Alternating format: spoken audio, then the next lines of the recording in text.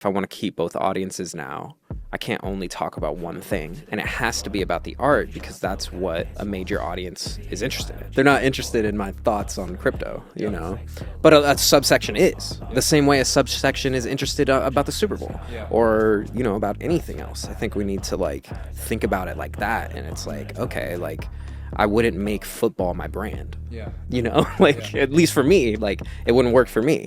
But I can make other things like, you know, my brand that make more sense. And I've like talked with my audience, you know, and been like, yo, what was like the point when you felt like, you know, dissonant from what you were originally there for? And they were like, as soon as you switched into the crypto stuff, you know. If you want the hub, let it go like. If you want the club, let it go like. If you want your place, let it go like. No matter what you say, let it go like. If you want the hub. Episode 47, Invest in Music with Domino. Today we're here to talk about his new album, Presessence, coming out this Friday. As a reminder, you can collect this episode on investinmusic.xyz. So without further ado, let's get into it. Episode 47 of Invest in Music with Domino. All right, we are back. We got Domino in the building. It's a beautiful day here in LA. How are we feeling, man? Feeling good, man. Grateful to be here. There's a lot going on for you this week. We got an album on the way. We got a show coming up. Talk to me about what's going on in your world right now, man. Yeah, the album comes out on the 16th, and 2 days before that, we're doing a show at the Peppermint Club, and we'll be debuting it, showing the whole thing. I'm doing things I've never done before live, which I'm really, really excited about. I'm kind of blending all the worlds that I have been digitally, but on stage. Nice.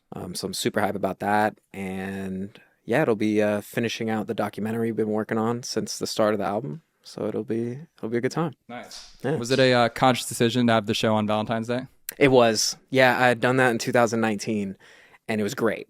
It was great. This year has been a little harder because everyone's a little older, and they're all very stamped in their relationships. So they're like, oh, we've had plans for months. But it's going to be a good time. Yeah. Nice.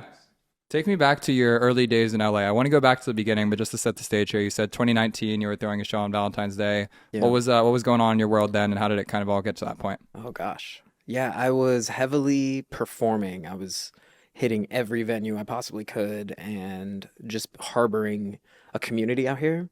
In the Valley, we had been throwing backyard shows for like 5 or 6 years.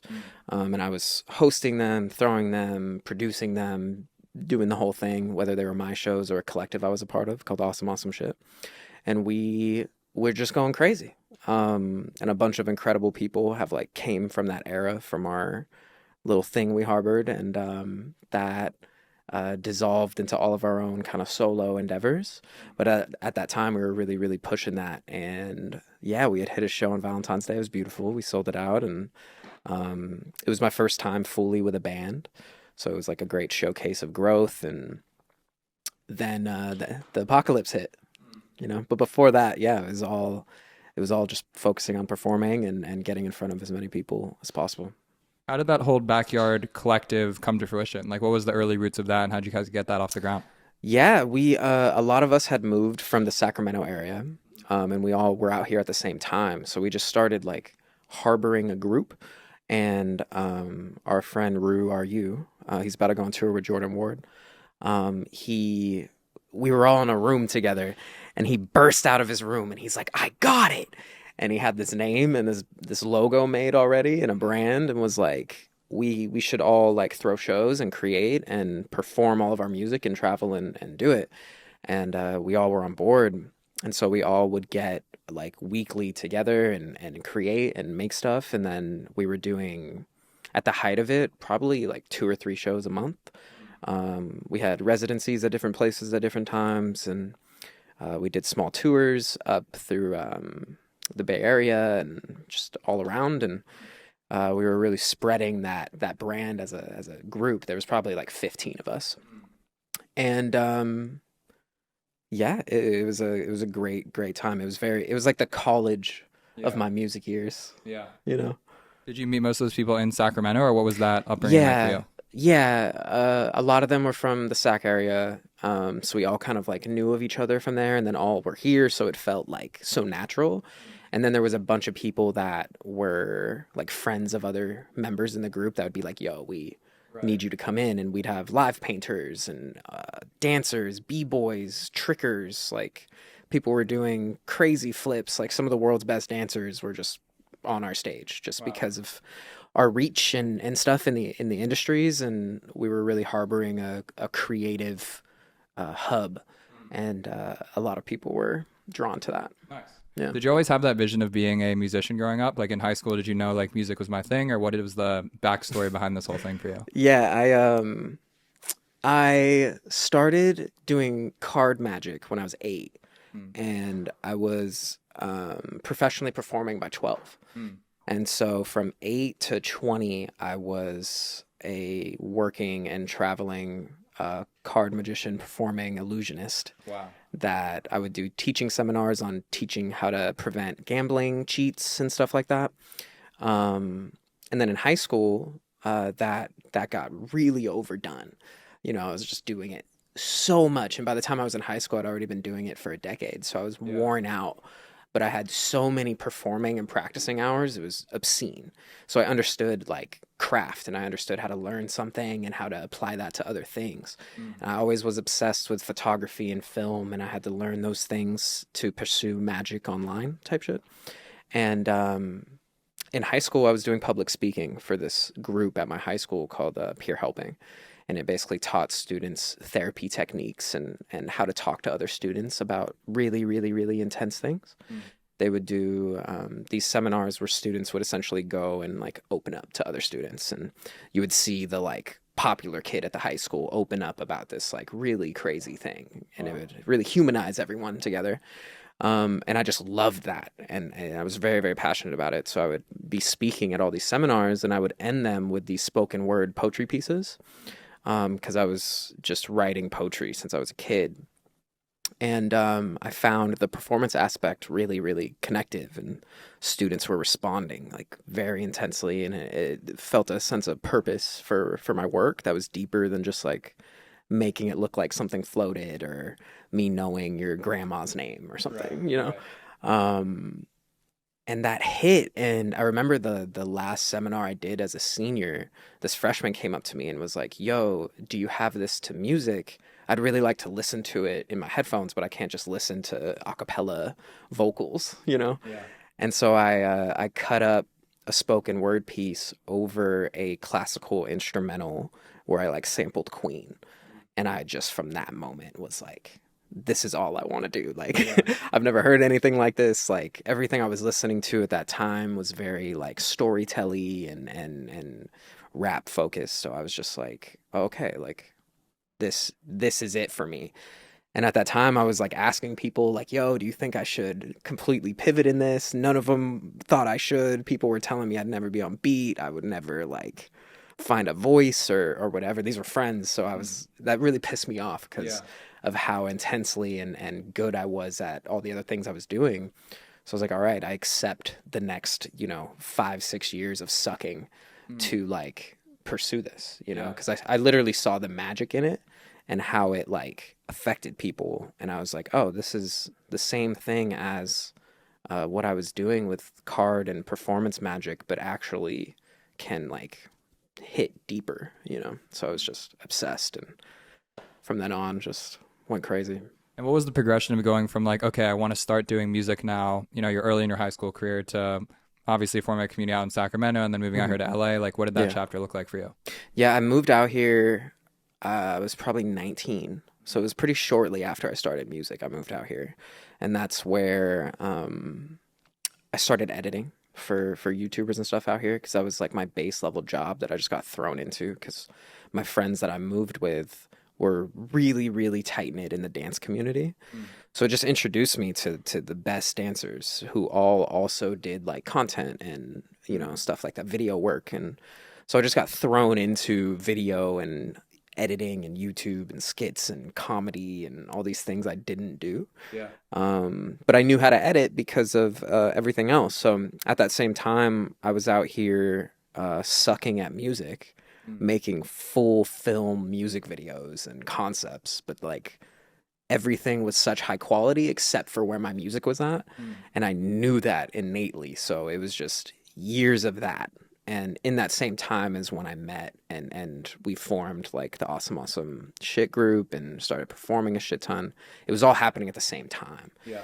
And so I got really like confused in that time because of the dissonance of that, of like things are moving, but like I'm not where I need to be musically. Yeah. But I like didn't see that at that time. Yeah. So it felt really odd, like building and harboring such an audience when I felt like my music wasn't fully there.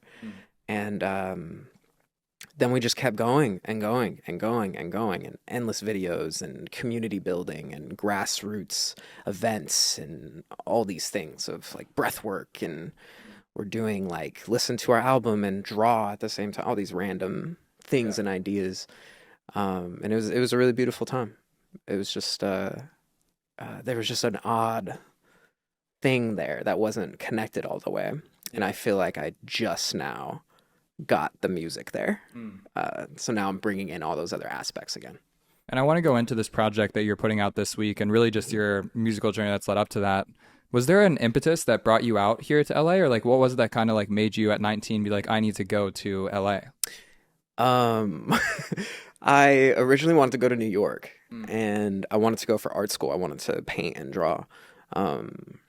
And it was just too expensive. It was insane. It was a doctrine, you know, and I saw New York stages in such a like magical way of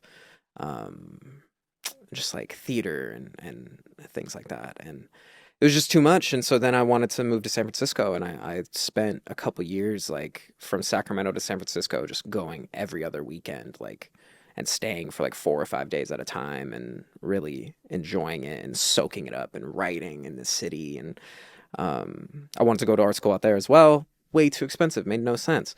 I got into like a whole thing where I was like, I need to get out of this town that I've been in my whole life, you know, like it felt like I needed to go. And at the same time, my friend, his name's Green, he was like, yo, I'm moving to LA.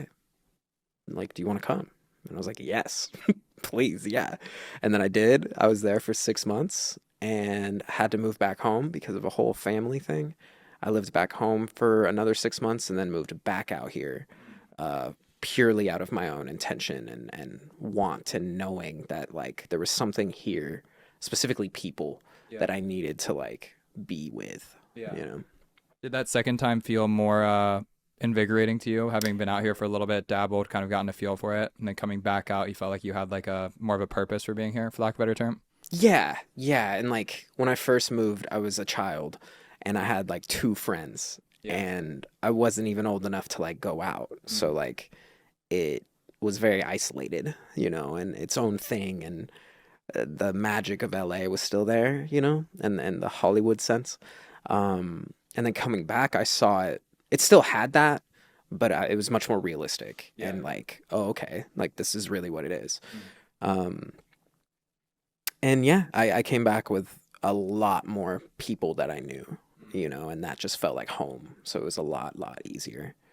I feel like finding your people in LA is something that a lot of people struggle with, you know, at least from my personal experience. When I was out here for the first 6 months, it was peak pandemic. And so I was basically just inside 5, 6, 7 days a week, you know, and it took me like 6 to 8 months to get connected to the creative community, get connected to artists, and really just all the beautiful things that LA has to offer. But I feel like in a lot of ways, LA gets a bad reputation for being, you know, too glamorous or too like star-studded or whatever it is. But it really just takes time to find your people and find the place that you can actually build from, you know? Yeah. And I feel like there's a lot of like outside looking in with LA, but once you start to get into a position where you're on the inside creating something for yourself, which is in a large way where I feel like you're at now, it really changes the mentality you have with this city and the opportunities that it presents itself with. For sure. 100%. Because you like, there would be such a like openness to people, but then because of that thought and that like lens about the city and about the people in it, you can see people and automatically create judgment on these people. And then you, for the most part, get to meet everyone out here, and they're all pretty great people. Yeah. You know, there's fewer times I meet someone where I'm like, oh, like you suck, you know, than like, oh, you're awesome. Yeah. Like I get it. Like, you know. I feel like the creative type that it attracts here is very synergistic with other people who share similar ambitions, you know? I feel like when I talk to my friends from high school or college or anything like that, you know, they're very confused why I want to live in LA, you know, or even my friends that live in New York now, like I feel like they all think that LA is just people going and partying 7 days a week and that are constantly shooting TikToks and whatnot. But I found there to be a very strong alignment of creating a brand for yourself online, you know, and we'll go in now into like your community building, which I think is a lot of the foundation for why you've been successful in places like Onchain Music.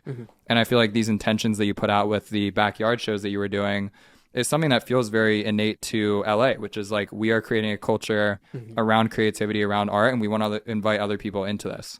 So I guess turning that into a question, like what was your transition from 2019, you have this sold out Valentine's Day show, tragedy strikes, this pandemic. Is that when you start really investing in your online communities and kind of going there? 100%. Like 100%. Because it was from 2015 to 2020, that balance was there. It was both, you know, and then 2020 hit and that balance obviously went 100% digital, online. And that was like, at the time, transparently, that was my biggest fear. I was like full germaphobe, like already before the pandemic happened, you know? So in my mind, that was like one of the worst things that could have happened was like a sickness, you know? So that led me to be more isolated, I feel like, than even most people were, which now looking back, like led me to, I started doing streaming. I was streaming on Twitch 4 or 5 days a week. I was doing full shows. I was doing panels. I was having like specialists, like medical specialists and therapists and energy healers and all these different types of people. And I'd put them on panels and just interview them and have the audience ask questions. And so I was harboring my audience that I'd built already in LA to the online events and shows. And I was doing live performances. We'd create with producers online. And I had a whole thing for it immediately because I was like, I need to do something. And everyone was so sad, you know, that I was like, oh, okay, like we can still do events. Like this will be dope. And that continued for months and months and months. And that's where I found like artists on Twitter going crazy with like blockchain art, you know? And I was like, oh, what is this? You know, so I watched all of 2020, what was happening with visual artists, because I had always, like I'd said, I wanted to go to art school. Like that was my thing that I never showed anyone. It was the only thing I didn't like promote or do anything. And so at the same time as I was doing all the streams, I decided to mint a piece of artwork. I didn't do music first. And it immediately sold that day for an ETH. And at the time that was like just under 4K. So I was like, whoa, like what the, and then I was releasing so much artwork. And then, so those streams turned into, my LA audience to now a Web3 audience. And then I see now that I could have balanced that a lot better and harbored both audiences a lot better. But I saw what was happening in the Web3 space with artists, and it was this huge renaissance unlock moment, and I like really believe in that. So I full pivoted to doing those panels now were like collectors, and those panels were high selling artists, and we would talk about the space, and I would do these museum showcases where I'd have people submit art and I would edit them into a whole like frame by frame piece that displayed all the art, and we would show those on stream, and I was just harboring the community now there, and they were so responsive that I just threw everything into that for sure. And I'm obviously biased here, but I think it was exactly the right decision, because I think at that point there was this kind of like flight or fight moment where people were deciding, do I want to lean into this thing or do I want to run away from it, you know? Right. Yeah. And I think that a lot of artists were really scared to lean in, but what you saw is that the artists who leaned in heavier early on were really seeing outsized returns because it was intimidating, you know? And I think there was a very conscious decision that, hey, I'm going to go into this space that feels new and different. You know, my traditional fans might not understand this, but there's this new community that's very open to it. And, you know, to your credit, I think you've really built a brand as being someone who's well respected in the space and has a conscious knowledge of what it takes to build a community, you know, as opposed to a lot of other artists that were getting started in 2020, 2021 with Web3. They just went into it, did a drop because it was the hot, cool thing, and then they didn't really touch it because they were scared about all the implications that came with it. And I think that a lot of people ended up having a very negative affiliation with it because their favorite artists, their creators never followed through on what they said they wanted to do originally. For sure. Or those creators just didn't know what they wanted to do in the first place. And so there was a misalignment of expectations. But, I feel like for you, you were really intentional about, it might have started with your visual art, but then you started to bring it into music. And I feel like people that were your collectors really started to support you more so than the individual output. And I think that's what's led to you having, this strong foundation that you carry with you today. 100%. Yeah, that's absolutely a great way to put it. Like, and I feel so grateful for that. Like, often, because it's all here. Yeah. Especially in the digital realm. Like, you can trick yourself out of anything so fast, even while you're being successful. Yeah. You can be like, this is not doing XYZ or whatever, the same way in anything else, but it feels heightened here. Yeah. So it feels like it's been like 7 years instead of 3 or 4. And talk to me about that transition into starting to do Twitch streams, starting to migrate that into more of like a Web3 native conversation, and to then you building a community and audience where now you are connecting with other Web3 artists. You guys were throwing your own events, you're doing your drops on your own sites and stuff like this. Like, talk to me about your independence in this journey and how you started to build a moat around you and your art. Yeah, it's a great question. That had always been my thing. Yeah. From starting music, I was in high school when Mac Miller was starting music, and the whole time I was like, oh, we're the same age. He was like a month older than me. So to me, I was like, oh, that's all I needed to see, just person who's literally my age doing it in an independent level, harboring community. And then I saw Chance coming up from 10 Day before Acid Rap, and him like creating niche t-shirts and selling them as collectibles, and you know what I'm saying? Like, it was all there already, so I understood those things. So when I saw it digitally, and I grew up on a computer, it just like made so much sense. And then with the streams and shifting that into Web3, and then diving fully and then shifting that into music, it was a scary process. But it just made sense because now I had a new audience that knew me for visual art, which was new and exciting, So I was like, okay, I have to lead them now to the music. And my only way of knowing how to do that was albums, because I'd always been a conceptual album artist. Like, I've accepted it, It is what it is. That's my thing. And I had always, when I released albums, released it with photographs, photo books, little zines, like sticker collections. I was doing street art in 2012. So I was like, okay, how can I take this and make that digital with this? So I created a bunch of short films, collaborated with all the artists that I had just harbored and started connecting with through the Twitch streams, and was like, yo, I'm doing this album. This is Presessence Volume 1, before I knew it was that. And I was like, yo, I want each artist to do an individual piece of art for each song. This will be sick. Like, we'll show music as a museum push. And this is the way people can digest music in a fine art sense, So we harbored all that, and I was going to drop it with a certain website, a platform that I haven't named ever and won't, but they bailed on me 2 days before the release of the album. So I went to my group chats and was like, yo, I don't know what to do, and a friend of mine, his name's Bitcoinski, he runs this company called Props. He called me 2 days before the album dropped, and I explained what I was trying to do, and he was like, okay, I'll build you a custom contract, a custom mint page, and we'll fully independently drop this, and we'll also deliver all the songs in one transaction, and we'll run it up.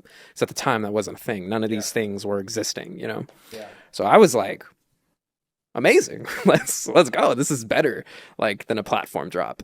They were going to market it, but this now is its own marketing thing. So I went to Twitter and was like, hey guys, the album's going to come a day late, but you're going to get something really special, And the day came, and it went crazy. So to answer that question specifically, it was kind of accidental, and it just flowed into the right time and spaces. And then I saw that was so important, it wasn't a full intentional thing for the first album to be fully its own independent drop. Right. But that's exactly what it needed to be. And that's why people loved it, and people really connected with it, and were drawn to the art, and it got spread by so many people because of how many people worked on it. And yeah, it was really beautiful. It's something I've always found unique about your journey, because I think a lot of other artists that are in on-chain music are very much successful on the back of the platforms that they release their art on. So whether it be Nifty Gateway early on, whether it be OpenSea, Catalog, Sound, Zora, whatever it might be, I feel like in a lot of ways, a lot of artists, had success because they were an early artist on X platform, right? And I feel like you're in this unique case study where you just had your own independent ecosystem that was different from being on a certain platform. So what did that journey look like for you of going from, having this custom site that you built in partnership with Props to then like developing that into a more full-fledged ecosystem that plugged into all these other platforms that were around it? Yeah. I feel like that whole journey was really confusing for me because I was pushing such a narrative with doing that. I was like, be independent. We have the tools, like do this, like take the contract, mimic it, like do what you need to do. Like we could do this because there wasn't really that many platform options. Right. Foundation was still doing invites. Like it was like this whole gated thing, and then OpenSea was the only thing. So that's why that like pushed the album even more, it just like wasn't happening because of lack of tools and lack of access and stuff like that. And then very quickly after that, because like Spotty had just done his drop, Tosh just did like a 50 ETH music video or something. So it was all that at once, and so music seemed to just like floodgate open from like some weird star alignment thing, and then suddenly all the platforms started popping up more music focused, and just even more of them, like, and different, like Hick at Nunk was a thing at that time, and Tezos, and so I just started playing with the tools that were available, and like I was interested in those communities, and like they could all do different things that like I wasn't able to do, because like at the end of the day, I'm not a developer.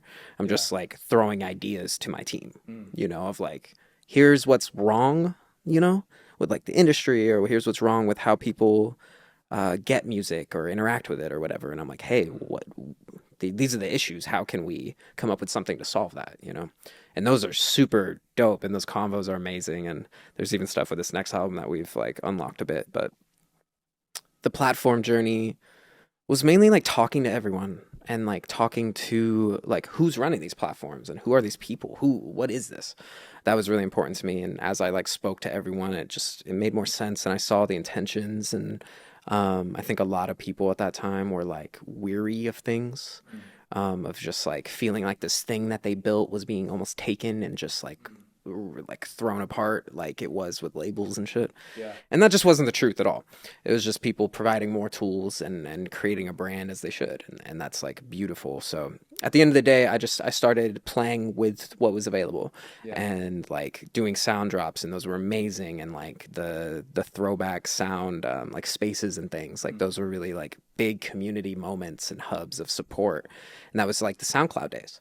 I was like, yo, you get a repost from a certain artist and that shit is moving. And like the other artists we even see that in the Web3 space with a bunch of SoundCloud community being here with like heads and stuff like that. It's gorgeous. And so, yeah, I really valued platforms at the same time, because that was my original intention anyway. But the narrative game got really confusing, because it was like, damn, I'm pushing this full independent thing. So I almost feel like I'm being judged for dropping on platforms. Right. When like that's ridiculous. It's like more reach, it's more people, it's like more like at the end of the day we need a team, and I'm fully doing everything myself still. So it was fun, and it still is fun, and I think I am using or building my website to now be the hub for all those things. So it's easier to organize and understand, and like see that I have pieces on different chains, and I have pieces on Foundation and Catalog and Sound and my own drop and etc., and making that make sense visually and stuff. I think that's the biggest problem right 100%. Now, I really resonate with making it make sense, because you're an artist that's very interesting in the fact that you've had success across many different platforms, right? And I think for me, I remember first seeing your work when you started doing sound drops and you were just making like 20 ETH on a drop. And I was like, who the fuck is this guy? Because everyone else was like having such trouble selling out, you know, like an ETH, right? And then you come to this platform and you do this big drop, and it really is like a, who is this person and what are they building type thing that ends up being a vessel into everything else that you've done. And it was really just amazing to be able to discover your work through the early success you had on a platform that came not from that platform, but from the work that you did prior to it, you know? Hell yeah. And I feel like that's, to your point about it being confusing, I really resonate with that, because I think in a lot of ways, you know, on-chain music almost set itself back a bit by how successful it was early on relative to how developed that community was, you know? I think a lot of the success of early music projects was more about the success of just the market as a whole. For sure. And NFTs as a whole, and people had these standard expectations of, oh, well, if PFPs are making millions of dollars on a drop, like it's probably fine if music makes like $100,000. Now in music, $100,000 is like life-changing money, right?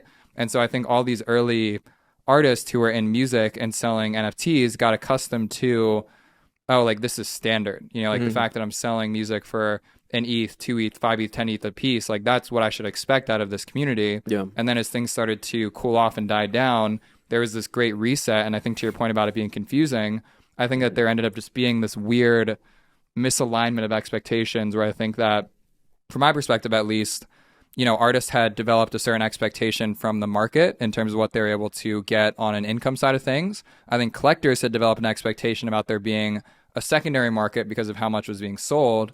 And then it just kind of got jumbled, where it felt like no one was kind of winning at a certain point in time. Yeah. And I feel like the last 6 to 12 months have really been everyone, both artists and collectors and founders, trying to figure out how to thread this needle where it's not about, you know, Web3 being this thing that's meant to make you financially free. It's just like a new foundation for you to build your community, but that still requires all the same things that it required when you were doing your shows in the backyard in LA. Literally. You know? Yeah. Yeah. It definitely isn't, I don't know if the word is easier, but it is an equal amount of work. Because it was easier, you know? Like I'd say like when NFTs were popping and you know, the bull market was going on, like I respect tremendously everyone that was putting their time and energy into it, but like financially speaking, the amount of value you got from putting time into your Web3 community versus your traditional community was like unbelievable. Ridiculous. Yeah. It at that time I was like, why are y'all not doing this? Yeah. Especially my friends who were like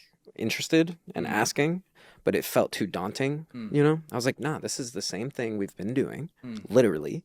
Just now, like, it's backed by tech.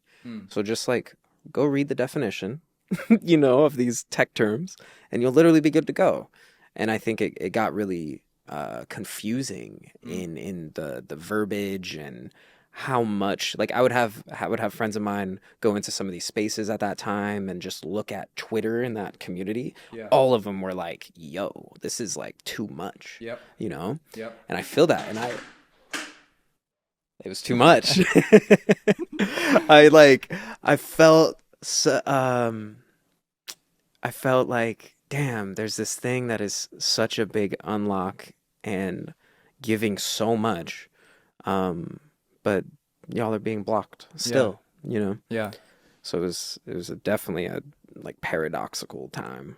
How did you learn to navigate that? Because I think from my perspective, there was a moment when everyone in LA was like, I want to do NFTs now, right? I think that a lot of my time at that point was spent figuring out like who's actually genuine about wanting to commit time and energy to making this space a part of their routine, and who's just here to tap into it for a bit because it's cool. Yeah. Is there a question for me? I'm like, so sorry. How did you navigate that part of the journey? Oh, 100%. Like, yeah. Nah, the lampshade threw me off. I remember feeling like not valued for like what I had done. Like a lot. Yeah. Like especially in those spaces, because it would be people that felt like it was like a level of ego for sure. Yeah. And then my ego would be triggered, you know, because I'd be like, damn, I've done so much. But now it's like, so I felt like I started losing my, like, the power I had kind of, you know, for 100%. Lack of a better term.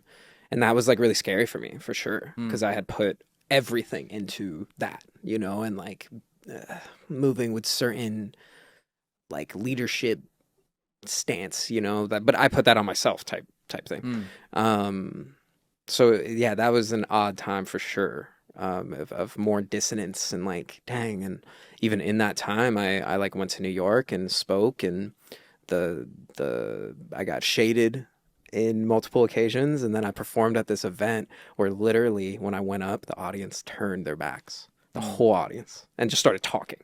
And I was performing. I'm like 10 years into performing on stage, and I'm like, whoa, like this was supposed to be the opposite of that. So I started feeling that. I was like, yo, this is not what I was like, what we were building. You know, I don't know what this is, but it's like not making me feel valued or given to. So I feel like, how can anyone else who doesn't have any sort of like leverage or anything feel that way? Yeah. You know? I think that was the whole unraveling of it. You know, For I sure. think across the board, I think anyone who was in the space at that time, just everything started to really become normal again, you know, and there was like this allure of like the tech and the future of the empowerment and everything that was happening. Like it just kind of all fell to the wayside once people weren't making money anymore, you know? Yeah. I think that a lot of people were propped up by the fact that they felt really, they're like a genius from a tech and a finance perspective because they had found this new medium to release their art or to collect art and then sell that and then make a brand and a living on the back of it. And then all that went away, and you kind of had left this like really small set of ideologists who believed in the technology, but that were really struggling financially to be able to keep doing it, you know? And I'd say that was kind of brings us almost full circle to where we are today, which is like, what's next is that now people are not making life-changing money. People are not getting rich on the back of like buying NFTs. And in fact, it's quite the opposite, where I think people are trying to figure out, how do I make this into a sustainable business? And so I guess go full circle for us with what you're releasing this week. What was the preparation coming up to that? And how do you think about this next chapter of your career? Very exciting. I'm back to the full balance. Like you said, it really is a full circle. Like, I know what I want to do. I know what I don't want to do. You know what I'm saying? I don't want to be a host. I don't want to be even a thought leader. Like, I want to have really dope ideas, but I want to execute them. Yeah. I'm so done with like posting Twitter threads of like what I think. I'm like, let me just show you, because every time I've done that, it's been dope. Yeah. So I came to that realization, and so moving forward, it's just that. It's full focus of like truly being an example of like, this is about the art. Yeah. And like, I'm gonna make the dopest things and build worlds. And I see a bunch of people now also doing that, which is beautiful. TK is a great example. Yeah. And what he's building is incredible. And there's a lot of other people, Latasha, the same thing. Like, everyone is, I think, feeling that shift too. And some people will choose to be kind of jaded, which I definitely felt for a second. Or, you know, take what we learned and do something new. You know, so that's where I feel like I'm at. I'm continuing what I started there and what like got me the most momentum with Presessence Volume 2, which I haven't spoken about really at all. For like, I want it to drop and then unleash the information and the beast, you know. Right.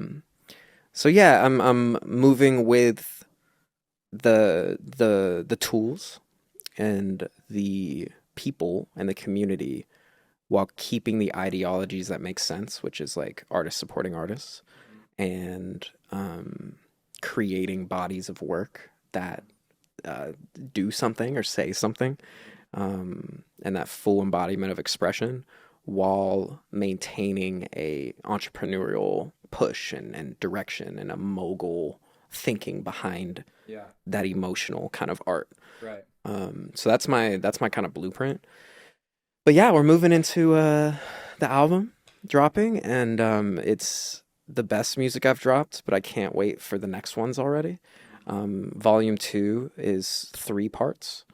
So it's 3 acts within Volume 2, which I'm very, very excited about. And I chose to do that so I can not rush the storytelling and the putting people into the world. So I'll be able to lead them along the way, which is something I felt like I lost because I had to just like drop to survive. And I've let that go completely, you know, and would rather create something I'm very, very proud of and release it when it's ready, instead of like, I have to drop this. or I'm not gonna live. And how would you describe that world to someone who's new to discovering your music, new to discovering your community? Like, what type of person does this project invite? I think this is such a cliche answer, but I legitimately think everyone. It's an exploration of what matters. It's like through my own lens.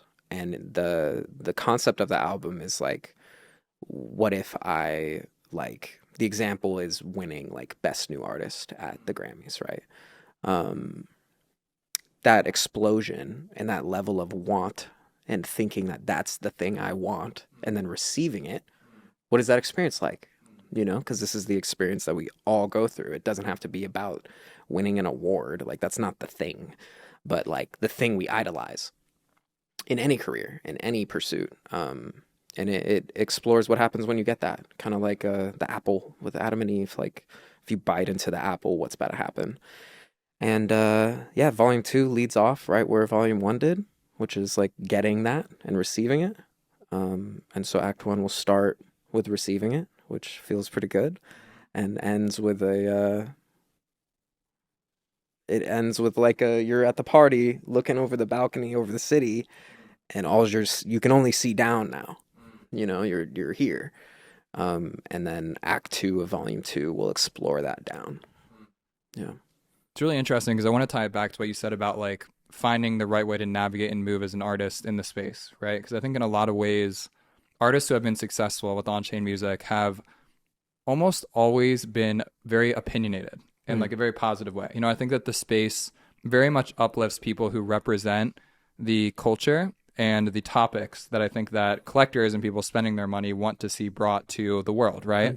So they're almost like putting their energy and their investment into creators such as yourself who are able to speak articulately on the values that this community has to offer. And so I think it's very interesting to watch your reflection of going from being like a quote unquote thought leader to really allowing your art to do the talking for you. And the challenge there being, is the art capable of spreading the message as widely as these opinions that I've had, which are not as unique to your art, but are just broadly accessible to the world as a whole? Yeah. There's not even really a question there, but I'm curious if that evokes anything. It's something I genuinely worry about, because like that was such a way of moving my name and my thoughts, and those thoughts are valuable. Like, and people doing that is valuable. That was just like my own reflection that I wanted to change. I think that's vital. We need that. We need philosophers. We need those conversations happening publicly. But I would rather do it in spaces like this. You know what I'm saying? And not in a Twitter thread that feels like it lives for a day and then is not even thought about, And I know like a lot of people in the past when I've done that, like gained a lot of value from that and like learned a lot, and that is really, really dope. But it just like, I need it to be in a different format now because I can't maintain that. It burnt me out. Like I couldn't do anything for months. Like it was too much. Maintaining all the different things at such a high level is just absurd. And so, yeah, that's kind of my thoughts on it moving forward is like, how do I do that, but in a way that works for me and still is a piece of art? And there's some people I've seen doing it really, really well. I think Black Dave doing videos and stuff is really dope, and just like talking on camera like that. I can digest that a little more, and it feels more like livable. Like it's gonna live for a little longer than a Twitter thread that you're scrolling by. So that's my thoughts, but I do have concerns over that, and my answer is to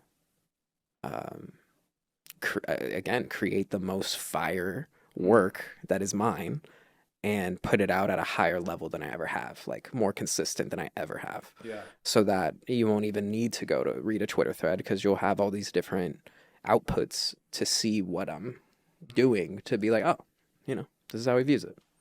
I feel like it's almost representative of the space and the community as a whole, because I feel like a lot of artists who also found success during 2021, 2022, they were put on this pedestal and this platform, and they're expected to have an opinion on the way the space was evolving as a whole, the way that NFTs were being priced, the platforms were moving, etc.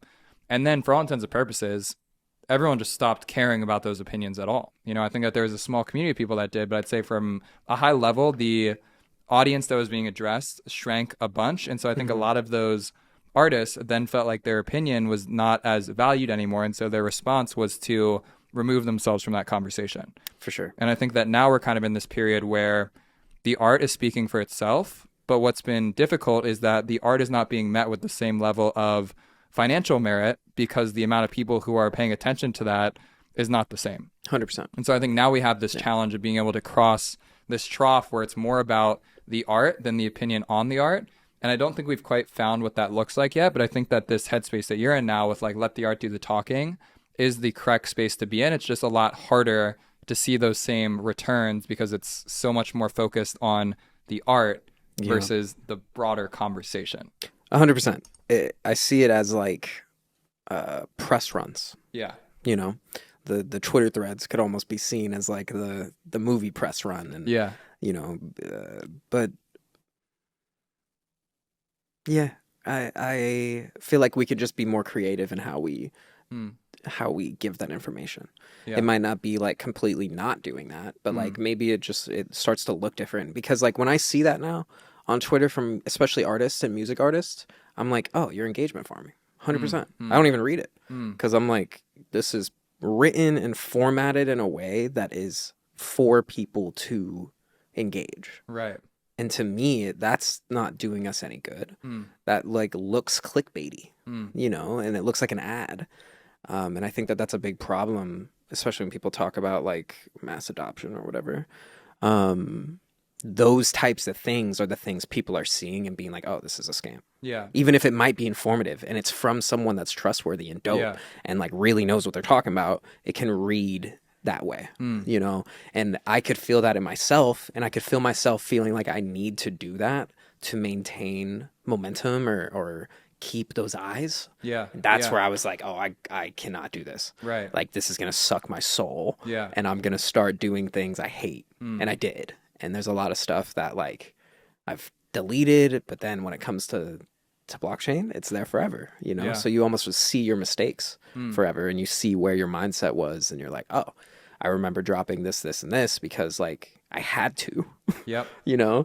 But yeah, that's kind Sign of the times. Yeah, I feel like in a lot of ways too, it's been interesting watching the evolution of that conversation because for someone like me, I am extremely invested in the success of the on-chain music space as a whole, right? Like I really want to see the space win. I want to see artists like you win. People are giving it serious time and effort. But I almost feel like now we're at this point where it's more about how do we reach everyone else, not how do we just keep speaking to the people that are already here, you know? And I think 100%. in a lot of ways, that's a very difficult line to walk because it can come across as you not caring about the community that currently exists here because you're so focused on trying to get everyone else to come in. And I found it challenging to balance those worlds because they truly are two different conversations. You know, you and I talked about this on a Zoom meeting not too long ago where you're like, hey, I want to bring in my fans from LA. I want to bring in people who don't care about crypto, but I have this like obligation to need to speak to the people who are like super passionate about crypto. Yeah. And I guess turning that into a question, how do you think about navigating both of these worlds and kind of tying those together through the release of this next project of yours?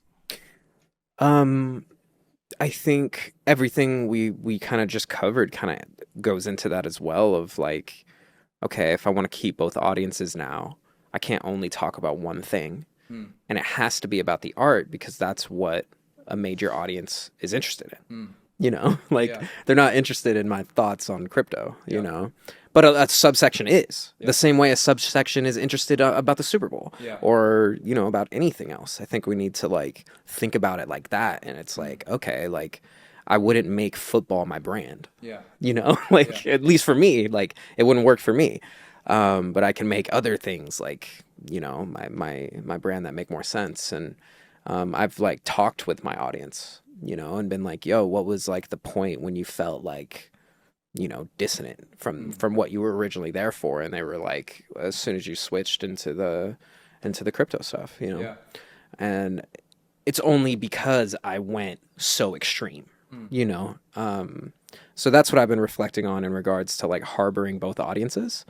And the way I'm going to do that is to provide really, really dope experiences for both that are separated but can come together in certain moments. I don't think they need to be the same. You know, like they require different things and they can blend. I reached out to IYK for their NFC chip compatibility, and that's a way I feel like I can get my normal audience, for lack of a better term, to interact with certain tools like that. Yeah. You know, so now instead of, you know, join my Discord to them, I'll be like, yo, here's this physical thing that you can just scan with your phone. Yep. You know, that is like cool to them. But if I'm like, yo, come into a private Discord, and if you collect this, you get to talk to these people, that might be dope to like 3% of them. Yep. You know? So Generously. it's exactly, yeah, maybe like if they even know what Discord is, because none of them did. But it was cool in that time because like a lot of them did try, like they really did, like, and I like love them for that. These are fans that have been here for years and years. So like the people that do care about you will explore with you, and that's been really cool to see. But yeah, I've harbored that in more specific ways. Like on Instagram, you can now have a broadcast channel. Yep. So I've created that as like my version of a token gated Discord for my normal fans. Yep. And that's been super successful, like really, really dope. And the way I've been using it is like really fun, and they seem to feel like really good about it and like they're in something special, which they are. Because I just give them access to contests and stuff like that strictly. And that's been really cool. And then, yeah, with the album release, I plan on like having the content be the art pieces and vice versa. So they'll all be seeing the same things, but intaking them differently. Yep. Because my normal audience won't be interested in like collecting them, but my Web3 audience will be, Yep. you know? And then if I can get these content pieces, I hate that term, but like if I can get them to like move how I'm intentionally thinking they should, Yeah. that value raise is Yep. great, Yep. you know? So that's kind of my basic plans with it. There's a lot to unpack there. I mean, the word extreme that you use there I find really interesting because the extreme nature of your commitment to crypto was what allowed you to be so successful in crypto, right? Yep. And I think another reaction I have there is that what I'm coming to learn is that music's this interesting thing where, like it or not, I feel like artists do end up getting labeled as something at some point or another when they become successful. You know, I think that For sure. there are the anomalies when it's just like the artist is just, you know, great because they have great art. But like for the most part, I think that a lot of artists do actually end up falling into a category of how people see them. And that's not a bad thing in my opinion. It's just like people associate a lot of artists as like music, but then when you go down a level from that, it's like they're within this pocket of music. And sure. one of those pockets was crypto, you know what I mean? And it still is in a lot of ways, but I feel like what's interesting now is that that pocket was this thing that was really desired and really, you know, cool and forward thinking and whatnot.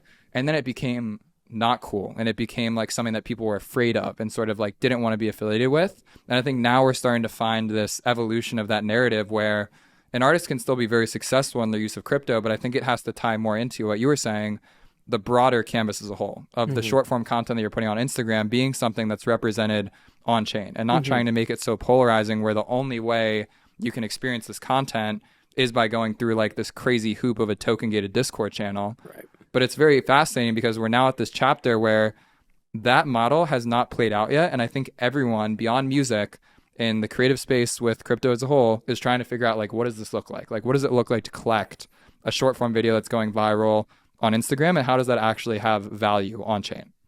100%.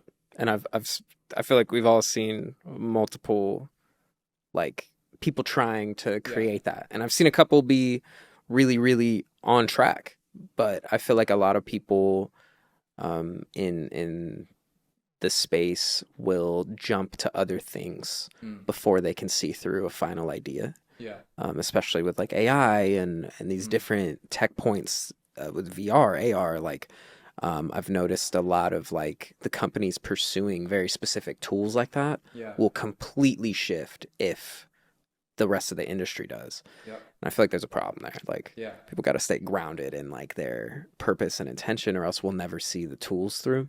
You know, because I have seen certain things where like they were attacking collectability for viral videos and like really cool, like super dope idea, like genius. But yeah, that company specifically shifted fully into AI, and I was like, oh, Yeah. okay.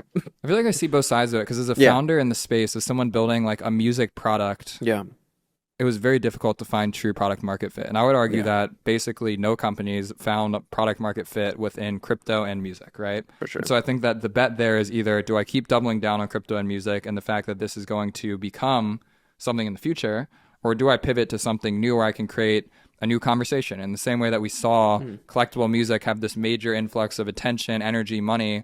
I think a lot of founders are kind of betting that this crypto music thing is going to take a really long time to mature, which I can see the merit in. So why don't I just go and run it back from scratch, you know? And I think that's kind of it's a very interesting spot we're in now, because a lot of the principles that will make crypto and music successful, like something like Farcaster, for example, right? The fact that I can go and collect a song directly in my social feed is fundamentally necessary for people to understand the value of why I would collect a song in the first place.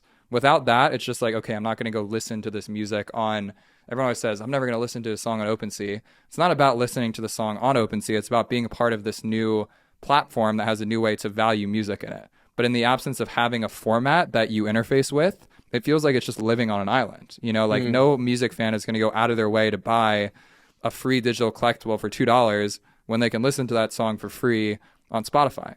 But once we start to see the emergence of platforms and social feeds and these normal experiences that we all have traditionally ingrained with this new virtual identity, I think then it starts to come a little bit more full circle. But we're still, like, in my opinion, a year to, if not 2 years away from that really clicking with people. And so I think in the midterm, we're kind of all in this like vacuum of like, I believe in crypto and music. It's going to happen, but it's not happening right now. And we're also glued to the right now that I think people are just kind of scrambling to find something to hold on to in the absence of there being a thing that is really tangible and value in this present moment. For sure. For sure. And I to continue off that, I feel like the industry, the brands, labels, distributors, etc., have very much seen what's going on, you know, and are very much so, in my opinion, like building out tools through those ideologies that are more integrated with what people are used to right now. Yeah. You know, and that is, I feel like, slightly worrisome for the independent builders, you know, because they're able to have, like, you already know, like an insane amount of funding to create these things, you know.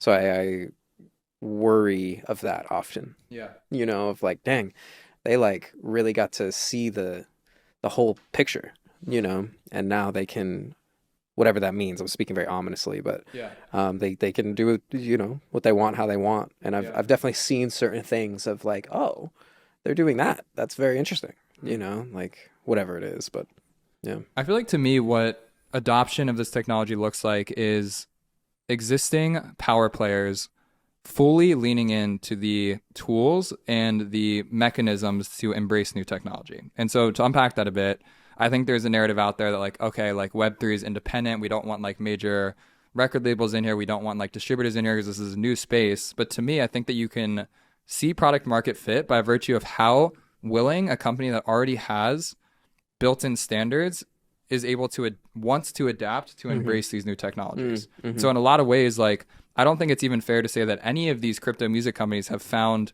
product market fit until existing players are willing to come and port their IP over to this new world. And I think at that point in time, we're going to really start to see the separation of why the crypto natives, quote unquote, have value beyond the existing conglomerates, because they've had years of experience using it, you know? But I think until the point when we see like, you know, a Warner or a Sony or Universal like actually put all of their catalog onto like a crypto music platform, it's always going to exist as this little pocket and vacuum, and that's valuable to the people who are there. But for all intents and purposes, I don't think that the space becomes relevant until there is a very conscious effort from a team to not, you know, put a branch of their division into like this Web3 division that ends up doing like a fun metaverse game for like one pop star. It's like, dude, they're either going to go all in and put all of it on there, or they're going to treat it as like this like sandbox that for all intents and purposes is a very small line item to everything else. So I don't know how you feel about that, but I think that that's kind of my current like alignment with the space is like, I'm focused personally on trying to bring as much great music on chain as possible, because I think it's a pull factor that gets other people to be like, okay, I need to be here because I'm seeing that there is high quality art that is here, and that high quality art is being monetized in a way that's not only additive, but also more additive than what my current bottom line is across these other platforms that exist today. For sure. Yeah, I've in the push of all this with a big push of independence and having always been about that, I definitely had a villainizing of entity, Yeah. you know? Same here. Yeah, and that's something that's melting very fast, you know, because through the journey, like especially through the Rolling Stone collab with Presessence Volume 1, I was certain that would be able to break me through at least like a little bit of a wall that I was hitting. Absolutely not. Not even a little bit. Right. You know, and that taught me a lot. I was like, oh, okay, if I can collab with them and it still doesn't do anything for me, there's something that is like missing from my picture, you know? And I've definitely thought about what that looks like with those type of partnerships and collabs and things. And I think it's something even through this process, I didn't think I would say this, but I'm more open to now in a way that would like make sense and actually be beneficial and could be an example of a deal that like is new and exciting, you know? And I think that that's a world that is open for some of the artists right now that are like moving in the space, like the TKs, the Latashas, etc. Like get signed in an instant, but like if their deal somehow like formulates with these ideologies and can set up, you know, bigger picture things, that could you know, be really, really great for the space, you know.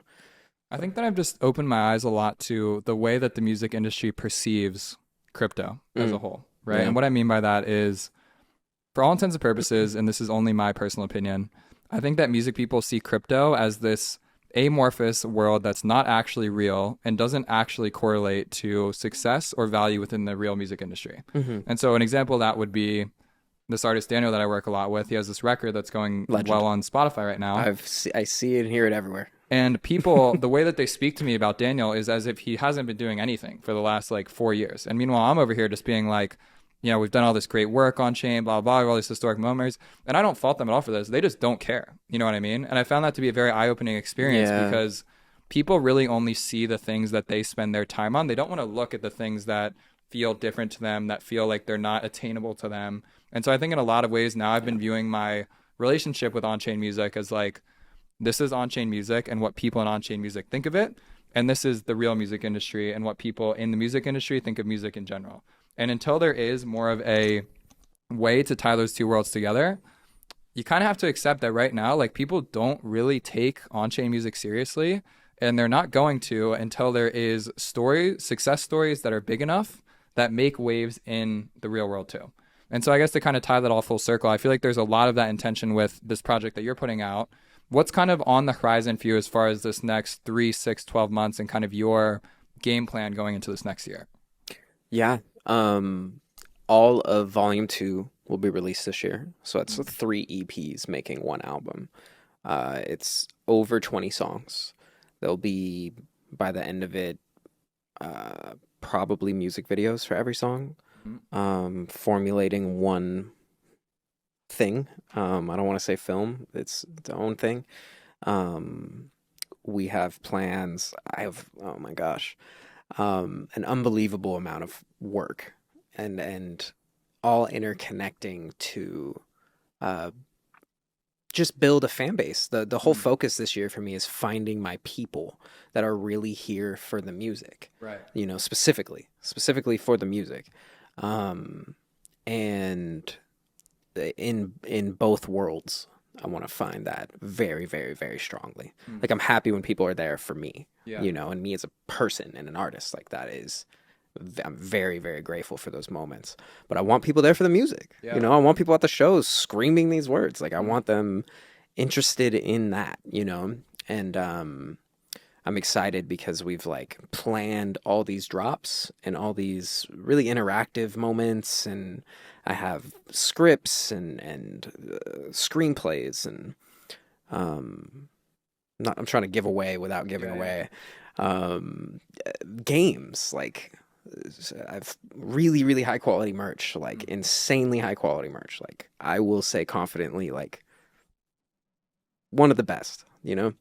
And so all those things, we've planned all the drops to just build and build and build and build and build. And I've learned a lot, like from people like Daniel, who are doing 300 short form content videos for one song, and it's working, you know? And so I'm seeing those things too, and like integrating things like that. And with the whole purpose to just build my audience very, very large this year. And so for people that are listening to this episode and if they want to experience the album, they want to collect it, they want to interact with it, what's the best place for them to do so? Domino'sMusic.com. Yep. Was that where it all started? Was that the original domain for the first drop too, or is it? Yeah. I mean, it was a subdomain of that. Yeah. But yeah. I've had Domino since 2011. So it's amazing. Well, man, I want to say I really appreciate your commitment to everything you've been doing. You know, it's definitely very noticeable, and I also just really value you as a presence here in the LA music scene. You know, I feel like you're someone that I can trust, has a very informed opinion on everything that's happening here, and I'd say just generally represents the energy and the ethos of what I believe this next year to be, which is like love everything that's happening on chain, really want to make this connect with the rest of the world, but recognizing the work and effort that goes into making it resonate globally. So, you know, I'm here for it. I'm definitely excited to listen to the full project in its entirety, see all this, you know, content that you filmed for it that I know is going to be incredible. But in the meantime, if people want to stay up with your journey, what's the best place to do so? Definitely the website, Domino'sMusic.com, at Domino's Music everywhere. That's pretty much it. There it is. Yeah. Well, thank you for coming on, man. It's been a long time coming, man. And I'm excited Thank to see it moving forward. Hell yeah. All Appreciate right, it. guys. We'll see you guys next week. Peace. Peace. If you want to